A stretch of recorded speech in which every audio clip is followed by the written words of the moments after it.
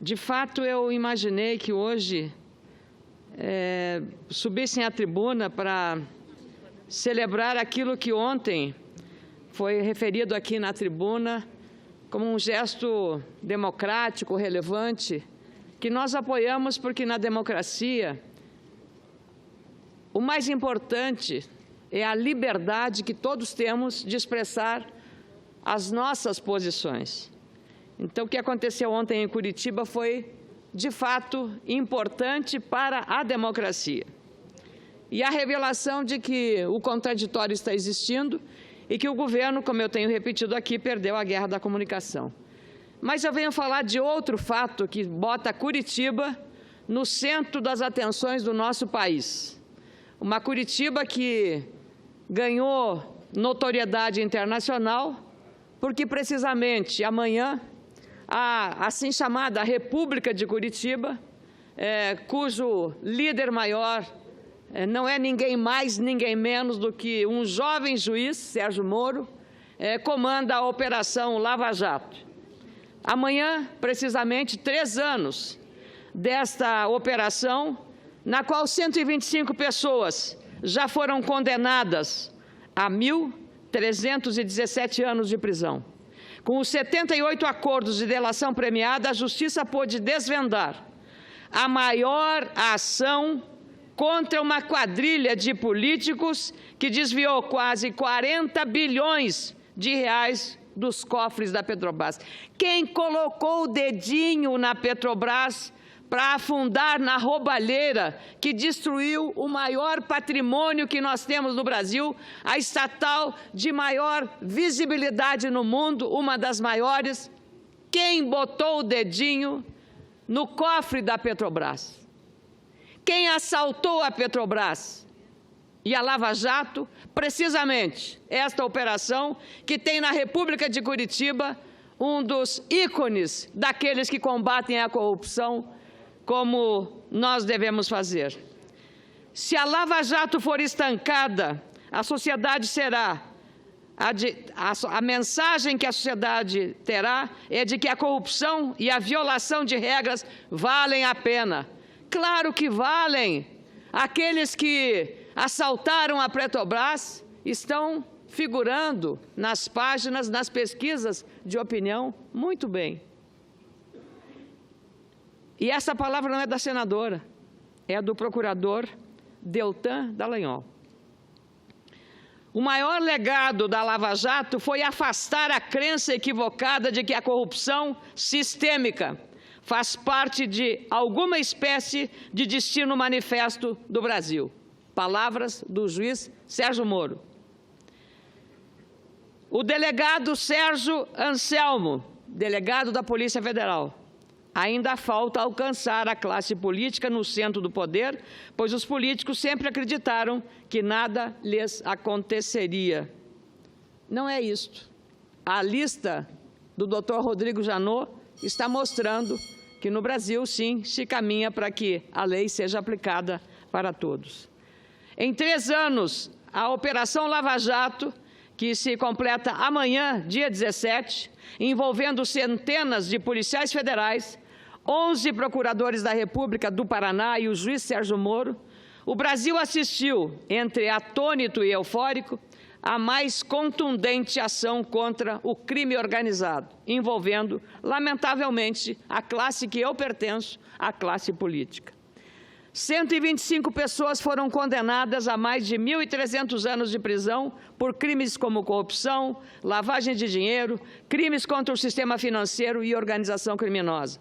730 mandados de busca foram expedidos em 202 conduções. 101 prisões temporárias e 91 preventivas foram decretadas. 78 acordos de delação foram firmados. 57 acusações criminais foram feitas contra 260 pessoas. As ações pedem o ressarcimento de 38,1 bilhões de reais. Os crimes denunciados envolvem pagamento de propina no valor de 6,4 bilhões de reais. Nós só falamos em bilhões de reais. E é o dinheiro que falta precisamente para uma melhor saúde, para uma melhor educação, para uma melhor segurança pública, para uma melhoria de todos os serviços públicos em nosso país. Por isso, nós estamos na crise que nós estamos. Quem colocou o dedinho na corrupção da Petrobras? Quem fez isso? Essa é a pergunta que não quer calar. E a reforma da Previdência, que o governo erra porque perdeu a guerra da comunicação, serve como uma cortina de fumaça para encobrir a lista do Janot. Serve como uma cortina de fumaça para quem perdeu o poder vir na tribuna, dia sim, dia também, para falar num governo ilegítimo, para falar da reforma da Previdência, mas não dar uma palavra, nem admitir os erros cometidos em 13 anos de poder. Em 13 anos de poder, que o partido, quando estava na oposição, vamos falar da Previdência, massacrava o tal fator previdenciário instituído por Fernando Henrique Cardoso. O que mais se via aqui era uma crítica contundente a esse instrumento que tirava 20% a 30% na hora da aposentadoria. Pois o mesmo partido que bateu firme contra o fator previdenciário e falou mal contra ele, ficou 13 anos no poder e não mexeu uma palha para tocar no fator previdenciário.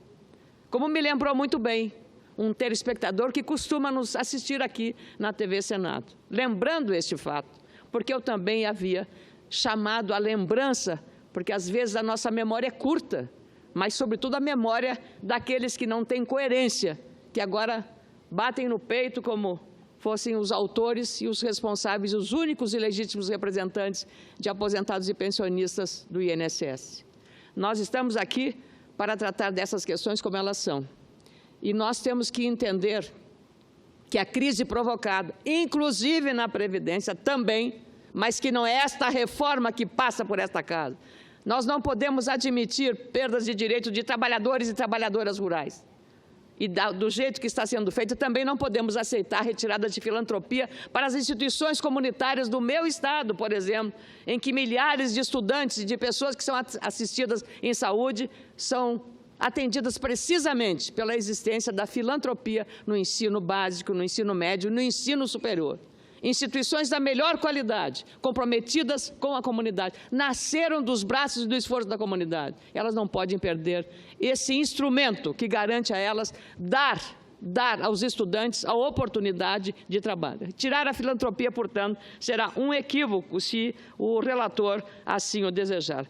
Portanto, na véspera da celebração de 3 anos da Lava Jato, o que eu preciso dizer aqui é que nós temos que cuidar muito, muito, sob pena de nós estarmos contribuindo para implodir a operação que mostrou um novo Brasil, um Brasil sério, rigoroso, que está sendo seguido pelo exemplo da Operação Lava Jato nas ações tomadas pelo presidente do Peru, conhecido como PPK, Paulo Kuczynski, e que adotou uma série de medidas anticorrupção bastante rigorosas e violentas. Até porque, entre as empresas envolvidas, a Odebrecht, ela também está no vizinho país, que fez um exemplar programa de combate à corrupção com medidas muito duras, com transparência de revelação dos agentes públicos em relação à sua situação de vínculos com o setor privado,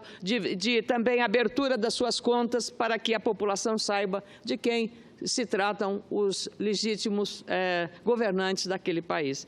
Portanto, senhora presidente, senhor presidente, me antecipo porque amanhã não estarei aqui no plenário para falar sobre os 3 anos da Lava Jato, mas quero dizer isso. E reafirmar também aqui, de novo, a necessidade de aprovarmos em regime de urgência o fim do foro privilegiado na proposta do senador Álvaro Dias e na coleta já tem 39 assinaturas do senador Randolfo Rodrigues, já a minha assinatura foi aposta.